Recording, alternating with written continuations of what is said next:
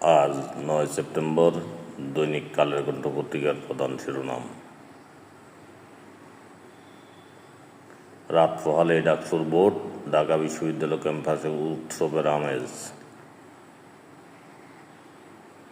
Mini parliament vote আজ।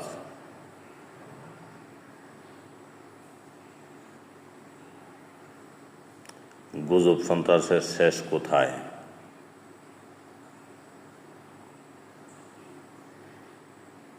জনগণের BNP শক্তির উৎস, গণতন্ত্রের জন্য আন্দোলন চলবেই, তারেক রহমান।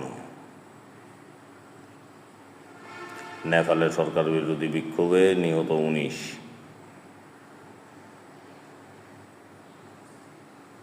আস্থা ভোটে হেরে গেলেন ফ্রান্সের প্রধানমন্ত্রী ফ্রাঁসোয়া বাইরু।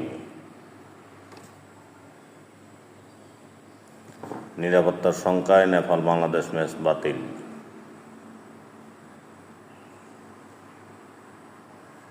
সনদকে সংবিধানের অংশ করার প্রস্তাব, রাষ্ট্রপতির সাংবিধানিক আদেশে বাস্তবায়নের চিন্তা।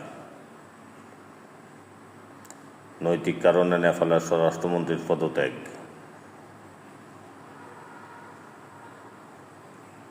বিদ্যুতের তারে কেটে গেল ৩ প্রজন্মের বাঁধন।